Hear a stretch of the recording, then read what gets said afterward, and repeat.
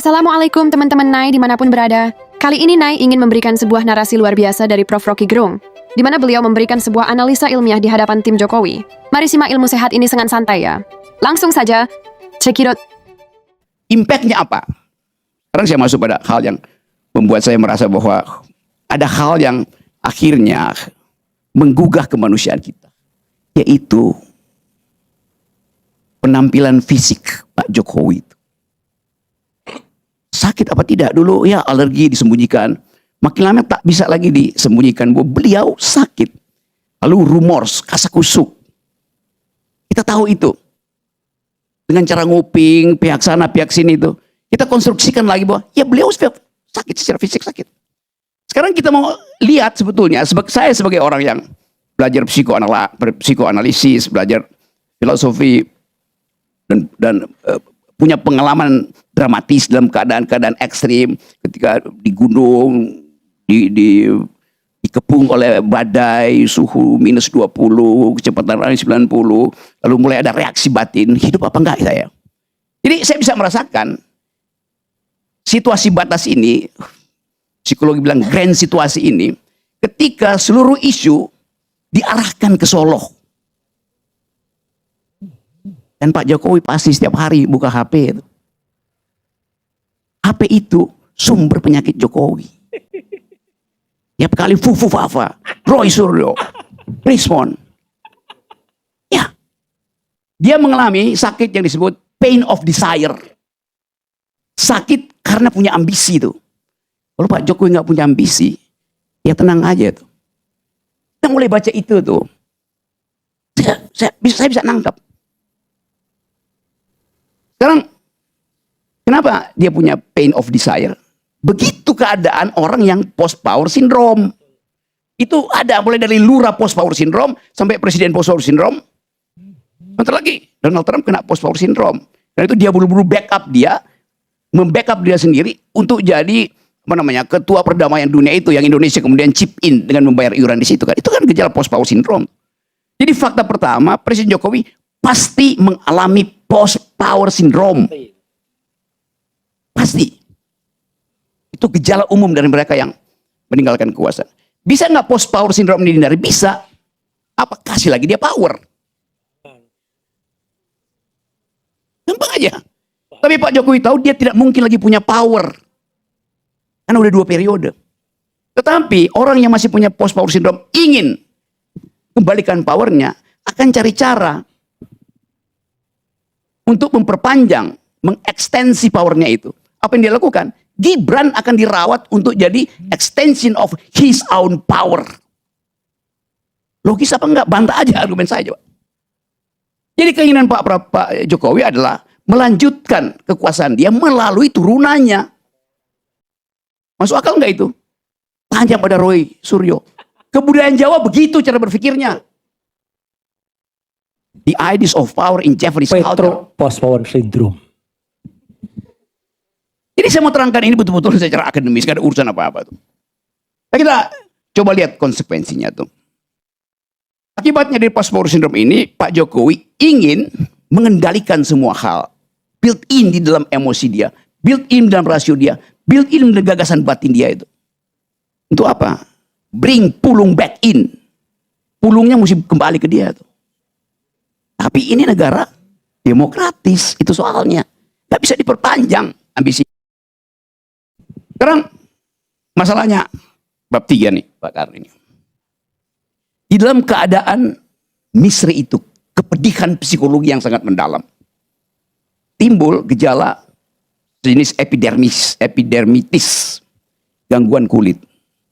Dengan mudah kita pelajari bahwa ya gangguan kulit itu, ya kita tahu, kita cari keterangan pada dokter akan bilang, ya pertama ya DNA begitu, bahwa kulitnya memang potensi untuk kena gangguan dermatitis itu, DNA begitu. Yang kedua makanan, artinya alergi. Yang ketiga stres. Dan kita hitung aja, apakah Pak Jokowi dermatitisnya itu disebabkan oleh DNA? Ya mungkin enggak. Karena kalau dia DNA berarti keluarganya kena, enggak tuh. Apakah kena alergi makanan? Ya pasti sebagai mantan presiden tetap dijaga kesehatannya, terutama makanannya. Karena presiden 25 tahun ke depan masih memelihara rahasia negara. Jadi dia mesti diasuh. Pas pampers masih ada sekeliling dia tuh. Kalau dua hal ini kita singkirkan, cuma ada hal ketiga penyebabnya, ya stres. Apalagi? Dan begitu cara berpikir metodologis. Singkirkan hal-hal yang sifatnya variabel, maka yang tersisa adalah konstanta. Matematikanya begitu kan? Sekarang konstantanya adalah stres. Nah di situ kita mulai bicara tuh. Stres karena apa? Karena dia nggak tahu arah. Dari kasus ini berakhir pada dia atau berakhir pada Gibran atau berakhir pada Bobi, berakhir pada Kaesang. Bagian ini yang mesti kita pelajari itu. Beliau nggak tahu berakhir pada apa. Sekarang ada jalur hukum. Kalau jalur hukum ditempuh, dia rasa aman. Karena dia tahu dia benar. Tapi itu kemudian menimbulkan kegelisahan baru tuh. Bagaimana kalau tidak benar? Maka cari vehicle lain. Exposure lain. Yaitu yang tadi Anda bicarakan. Restoratif justice. Oke. Saya lanjutin sedikit ya logikanya. Kalau restoratif justice dicapai, pasti damai.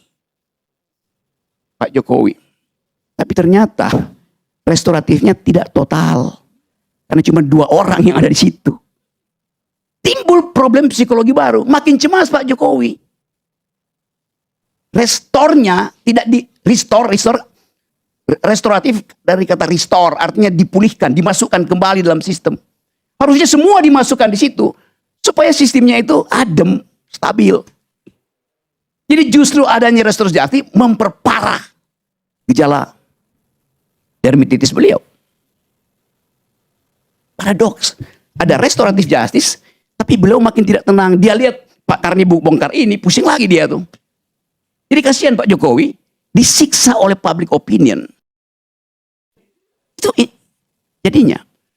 Sekarang Pak Jokowi merasa bahwa saya berharap supaya tim saya, Aswan pimpin segala macam itu, selesaikan cepat-cepat. Enggak selesai-selesai. Lalu Jokowi merasa dalam hatinya, oh ini yang gue udah suruh kok kenapa nggak selesai? Tapi dia nggak bisa sebutkan itu tuh. Mau cari orang lain udah nggak ada. Diganti-ganti yang bisa membantah Rismon, membantah Tifa. Oh itu nggak ada. Jalan terus mereka tuh. Jadi kecelakaan ini, saya sebut aja restoratif justice yang ada hari ini, justru memperparah kondisi psikologis Pak Jokowi. Karena tidak utuh. Itu soalnya tuh. Nah, apa yang mesti dilakukan? Lalu saya bisa kasih saran.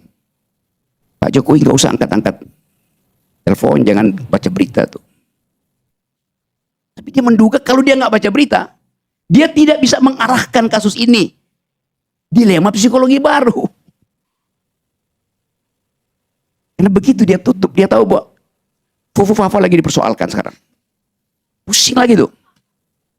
Sebetulnya kalau kita bikin radical break, Jokowi bilang, oke, saya tahu kalian tidak ingin Gibran. Karena kalian mengusut itu dari kasus keputusan 95 konstitusi.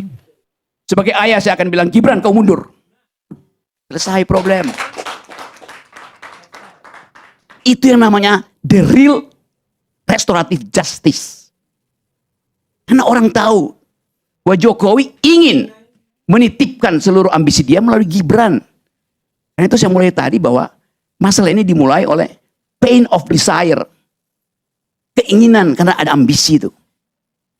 Kekuasaan itu nagih soalnya. Coba kita minta begituan. Presiden Jokowi datang ke publik. Atau sebaliknya, Gibran mengatakan, saya tahu ayah saya sakit karena opini publik tentang saya mundur sebagai wakil presiden. Selesai problem. Ya, karena tepukannya udah bagus, terima kasih.